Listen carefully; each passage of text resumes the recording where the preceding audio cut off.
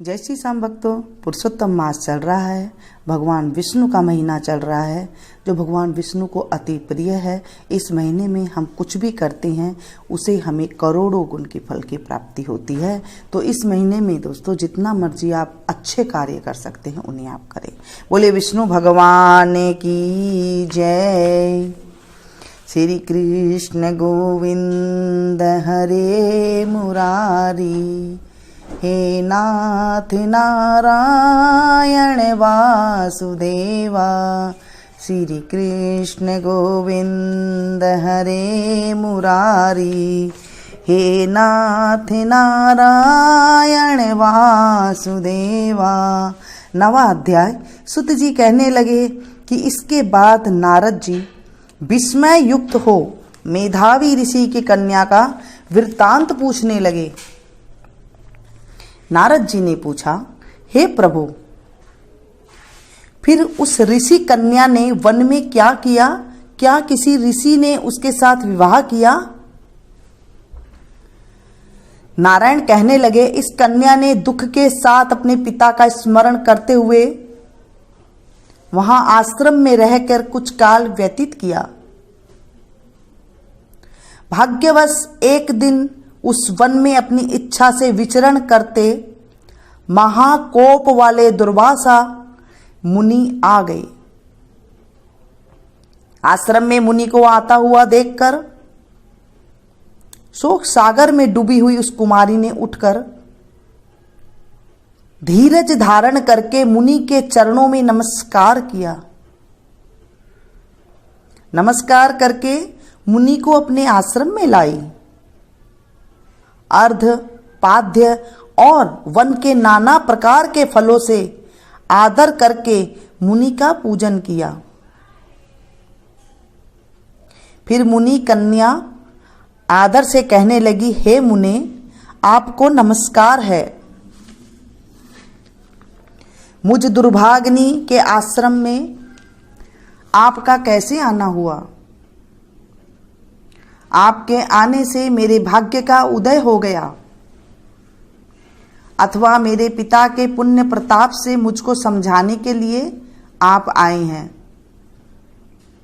आप जैसे महात्माओं के तीर्थ रूपी पांवों के रज कण को स्पर्श कर मेरा जन्म सफल हो गया। जो आप जैसे महात्माओं का मुझको दर्शन हुआ। इस प्रकार कहकर यह बाला उनके आगे चुपचाप होकर बैठ गई। तब दुर्वासा मुनि कुछ हंसकर बोले, धन्य धन्य हे ब्राह्मण पुत्री, तुमने अपने पिता के कुल का उद्धार कर दिया है। कन्या बोली, हे मुनि, आपके वचनों को सुनकर मेरा दुख दूर हो गया। हे मुने, आप कृपा कर ऐसा उपाय बतलाएं जिससे मेरा दुख दूर हो। मैं शोक दुख में अग्नि की ज्वाला से जल रही हूं। इस अग्नि को शीघ्र बुझाओ। मेरे हर्ष उपजाने वाला और कोई नहीं दिखाई देता। मुझको धैर्य देने वाली न तो मेरी माता है, न पिता, न भाई। मैं दुख पीड़ित किस प्रकार जीवन निर्वाह करूं? जिस दिशा को देखती हूं वही अंधकार दिखाई देता है। अतः ए तपोनिधे, मेरे दुख को दूर करने का उपाय जल्दी करिए। ऐसा कहकर वह बाला उनके आगे बैठ गई। दुर्वासा मुनि उसके उपाय के वास्ते सोचने लगे। श्री नारायण कहने लगे, हे नारद, इस प्रकार मुनि कन्या के वचनों को सुनकर मुनि दुर्वासा विचार कर अत्यंत कृपा करके इस बाला को देखकर कुछ हितकारक वचन बोले। बोलिए विष्णु भगवान की जय। आज के दिन मधुराष्टकम का पाठ का हम श्रवण करेंगे। अधरम मधुरम वदनम मधुरम नयनं मधुरं हसितं मधुरं हृदयं मधुरं गमनं मधुरं मधुराधिपतेरखिलं मधुरं वचनं मधुरं चरितं मधुरं वसनं मधुरं वलितं मधुरं चलितं मधुरं भ्रमितं मधुरं मधुराधिपतेरखिलं मधुरं वेणुरा मधुरा रेणुरा मधुरा पाणिरा मधुरा पादो मधुरो नृत्यं मधुरं साख्यं मधुरं मधुराधिपतेरखिलं मधुरं गीतं मधुरं पीतं मधुरं भक्तं मधुरं सुप्तं मधुरं रूपं मधुरं तिलकं मधुरं मधुराधिपतेरखिलं मधुरं करणं मधुरं तरणं मधुरं हरणं मधुरं रमणं मधुरं वमितं मधुरं शमितं मधुरं मधुराधिपतेरखिलं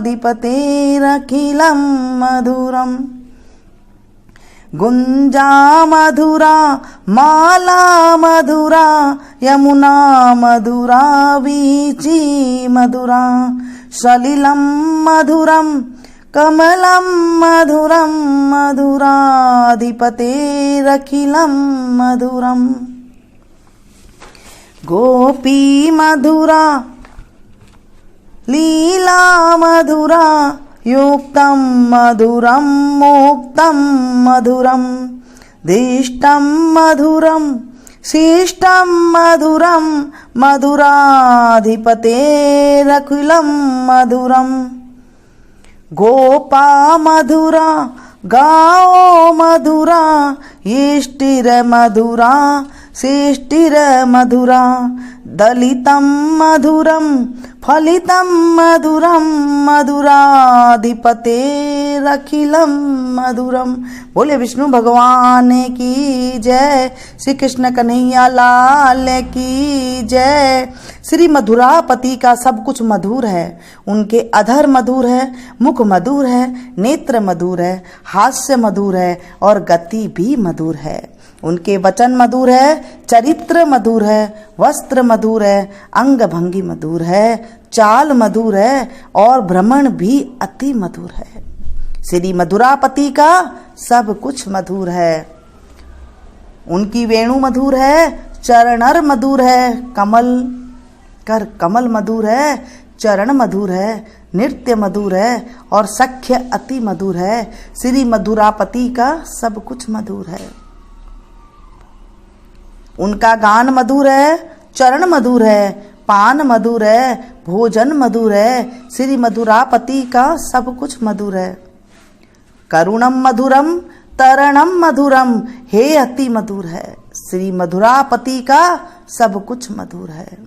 उनका कार्य मधुर है, तैरना मधुर है, हरण मधुर है, स्मरण मधुर है, उदार मधुर है और शांति भी अति मधुर है।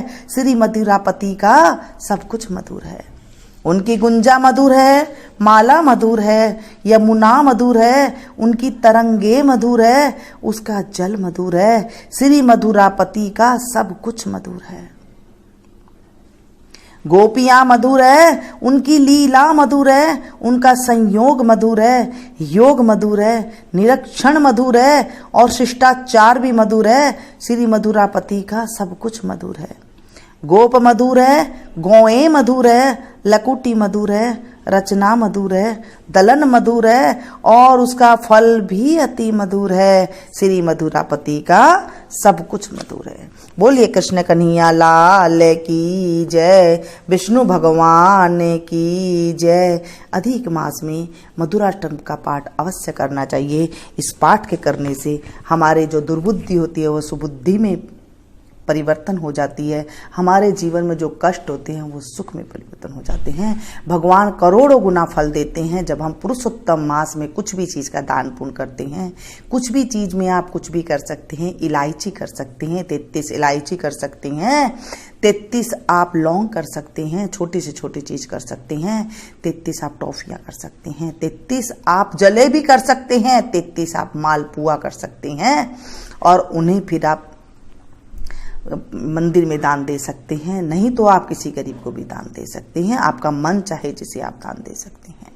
ये थी छोटी सी जानकारी। पसंद आई तो प्लीज़ एक लाइक जरूर दें। इसे ज़्यादा से ज़्यादा अपनों के पास शेयर कीजिएगा, क्योंकि जब हम किसी को सुनाते हैं तो ज़्यादा से ज़्यादा लोगों को सुनना एक साथ हमारे लिए बहुत अच्छा होता है। जैसे मैं आपको ये कथा सुना रही हूँ और मुझे भी सुनाने का करोड़ों गुना का फल की प्राप्ति होगी। ऐसे जब आप लोग सुनाएंगे तो आप लोगों को भी करोड़ों गुना की फल की प्राप्ति होगी। मिलती हूँ फिर से एक नई वीडियो में नई जानकारी के साथ। तब तक आप लोग देखते रहिए मीनू संगे। Thank you. जय श्री श्याम भक्तों, पुरुषोत्तम मास चल रहा है।